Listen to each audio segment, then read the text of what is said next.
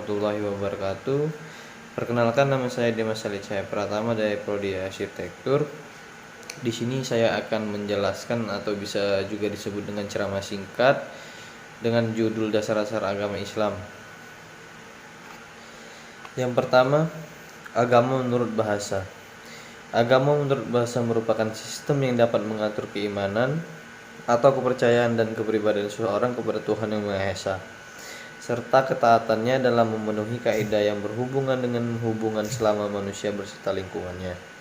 Sedangkan menurut istilah, yaitu agama merupakan suatu kepercayaan kepada Tuhan Yang Maha Kuasa yang mempengaruhi kehidupan manusia, serta mempercayai adanya hari akhir. Yang kedua, persamaan dan perbedaan macam-macam agama. Persamaan agama yang pertama, beribadah dan berdoa kepada Tuhan. Dan yang kedua, mempunyai tempat ibadah, kitab suci, sejarah, tujuan, dan lain-lain. Sedangkan perbedaan, yang pertama cara beribadah, dan yang kedua tempat beribadah. Dan yang ketiga, ciri khusus agama Islam. Yang pertama, melanjutkan tradisi tauhid. Ajaran Islam sebenarnya telah ada sejak Nabi Adam, dilanjutkan oleh Nabi Nuh, Ibrahim, Daud, Musa, Isa, dan terakhir yang dibawa oleh Rasulullah Muhammad SAW sampai sekarang ini. Rangkaian tersebut merupakan mata rantai sejarah yang membuktikan kesempurnaan dinul Islam yang diturunkan Allah untuk menguatkan tradisi tauhid, yaitu perintah untuk hanya mengakui dan menyembah kepadanya.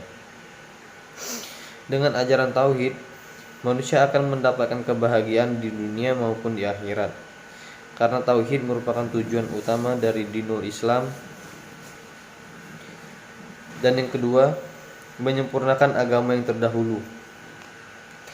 Dalam sejarah jauh sebelum Islam datang, di bumi ini sudah terdapat beragam agama yang dengan macam-macam kitab sucinya, yang pada dasarnya terbagi menjadi dua jenis agama, yaitu agama samawi atau agama langit yang datangnya dari suatu kekuatan gaib, dan agama ardi atau agama bumi yang datangnya dari suatu benda yang nampak yang dipercayai mempunyai kekuatan.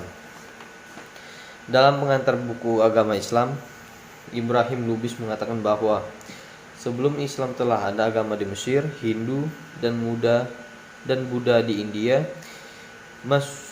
Majusi di Iran, Konghucu di Tiongkok, Shinto di Jepang, Yahudi di Israel, dan Nasrani di Palestina. Akan tetapi, dalam pengembangannya, agama-agama tersebut mempunyai kelemahan keterbatasan masing-masing, yaitu di antara lain agama tersebut hanya diperuntukkan bagi umat tertentu. Sebagaimana tersebut di atas, agama yang berkembang di Iran misalnya tidak dapat diterima di India dan di Israel, begitu juga sebaliknya. Sedangkan agama Islam mempunyai ajaran dan misi yang dapat diterima oleh berbagai suku dan bangsa di dunia ini. Hukum-hukum yang terdapat dalam agama-agama tersebut berbeda-beda. Hal itu disebabkan kitab-kitab mereka selalu dirubah sesuai dengan kehendak pemimpin mereka, dan yang sedang berkuasa saat itu, apabila pemimpinnya berganti, maka kitab mereka akan bisa berubah lagi sewaktu-waktu, begitu juga seterusnya. Taurat telah diganti oleh para pengikut Nabi Musa sesuai dengan hawa nafsu mereka hingga sampai periode berikutnya. Keaslian Taurat tidak pernah ditemukan. Begitu juga Injil oleh pengikut Nabi Isa. Ajaran-ajaran suci banyak dirubah sesuai dengan kehendak mereka, sehingga sudah tidak lagi ahli kitab atau orang yang mengikuti Injil yang asli, yang berarti Injil yang sekarang adalah hasil dari campuran rekayasa umat Kristiani. Berbeda dengan Al-Quran, sejak zaman Nabi Muhammad SAW sampai sekarang tidak ada perubahan sedikit pun, baik isi maupun kandungannya, baik kuantitas maupun kualitasnya. Yang ketiga, agama fitrah. Apabila seseorang mengamalkan ajaran Islam dengan penuh keikhlasannya hanya mengharap ridho Allah Subhanahu wa taala, maka orang tersebut akan mendapatkan kedamaian, kebahagiaan dan kemuliaan di dalam hatinya dan kehidupannya. Sedangkan yang dimaksud agama fitrah yaitu syariat Islam yang diamalkan oleh manusia dapat menopang fitrah manusia dan kebutuhan dasarnya, yaitu menjaga agama, menjaga jiwa, menjaga keturunan, menjaga harta, dan menjaga akal. Dalam ajaran Islam, penjagaan tersebut dinamakan maqasid al-kamsyah. Dengan mengamalkan dan menjaga kelima hal tersebut, diharapkan manusia mencapai kebahagiaan hidup baik di dunia maupun di akhirat. Yang keempat, pendorong kemajuan. Manusia harus mencurahkan segenap potensinya untuk memikirkan hikmah penciptaan langit, bumi berserta isinya dengan seluruh keteraturan dan ketelitiannya. Dengan memaksimalkan akal dan pikiran, manusia dapat menemukan sesuatu yang luar biasa, dan penemuan tersebut semata-mata adalah untuk menuju hidup yang sesuai dengan misi tauhid, yaitu membebaskan manusia dari makhluk yang hina dan rendah martabatnya. Dalam pandangan Islam, manusia adalah makhluk merdeka dan bebas memilih dalam kehidupannya, karena Allah memberikan potensi yang sama kepada seluruh manusia, yaitu potensi positif dan negatif, kebaikan dan kejelekan. Walaupun pilihan tersebut akan mengakibatkan dia harus siap mempertanggungjawabkan apa yang menjadi pilihannya. Yang diharapkan dalam Islam adalah justru dengan kebebasan tersebut, manusia dapat lebih kreatif dalam mengelola dan memakmurkan bumi, sebab tanpa kreativitas manusia akan stagnan dan tidak berkembang maupun berubah nasibnya. Dorongan untuk meningkatkan kreativitas tersebut dikarenakan ajaran dan syariat Islam tidak mengatur secara rinci dan detail hal-hal yang berhubungan dengan kehidupan dunia, termasuk perkembangan budaya dan peradabannya. Dalam Al-Quran hanya memberi garis besar-besarnya saja.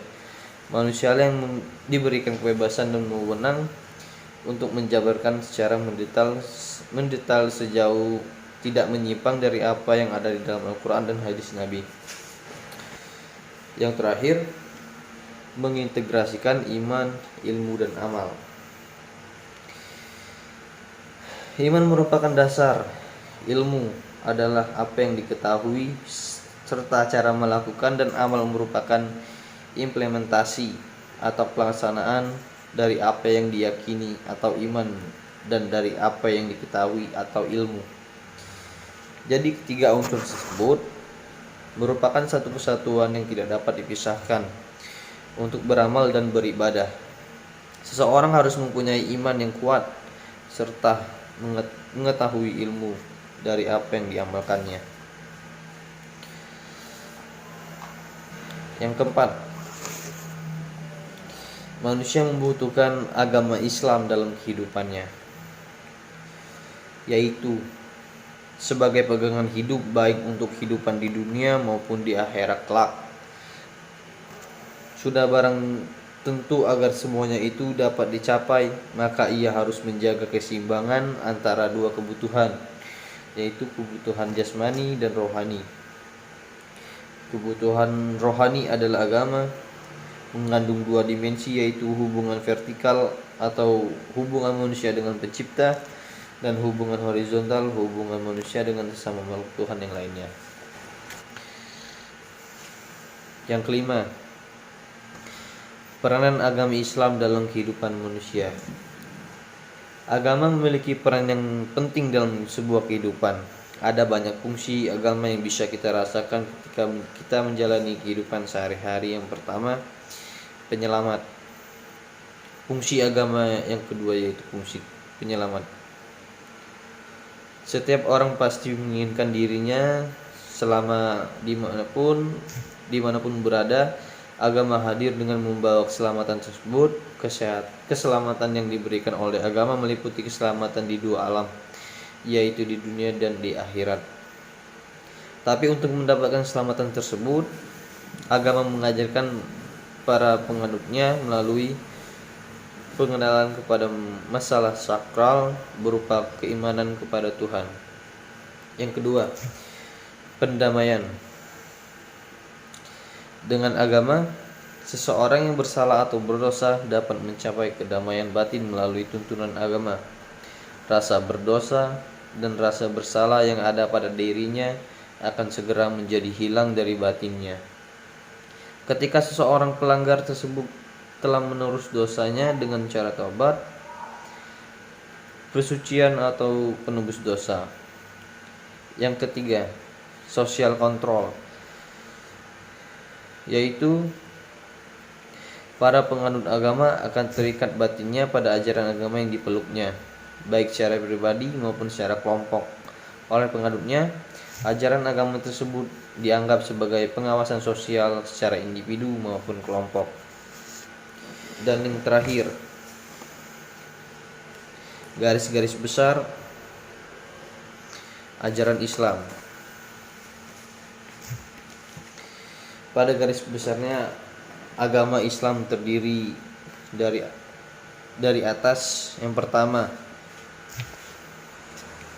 akidah. Akidah Islam, akidah etimologis berarti ikatan, sangkutan. Secara teknis berarti kepercayaan, keyakinan, iman, credo.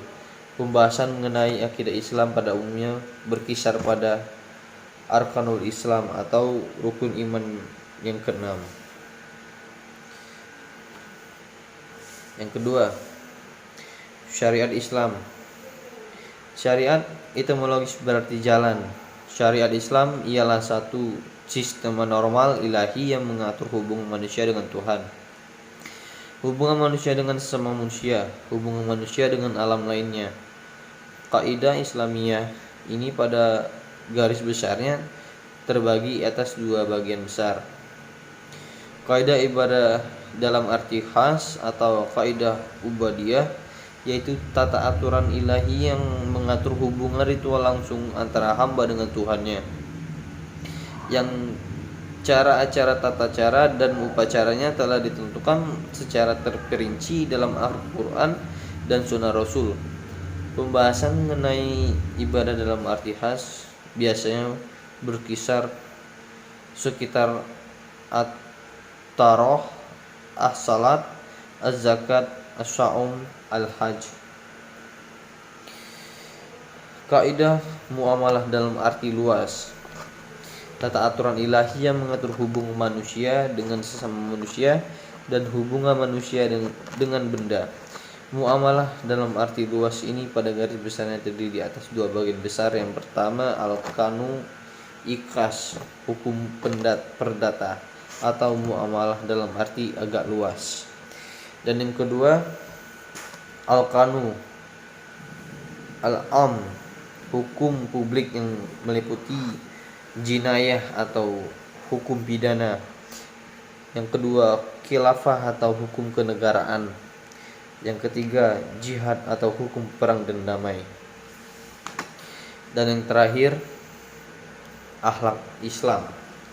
Secara etimologis, akhlak berarti perbuatan dan ada sangkut pautnya dengan kata-kata khalid atau pencipta dan makhluk atau yang diciptakan.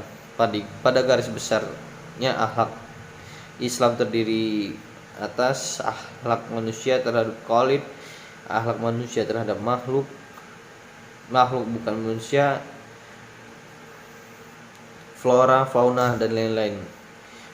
Makhluk manusia, diri pribadi, rumah tangga atau keluarga, antar tetangga, masyarakat luas lainnya.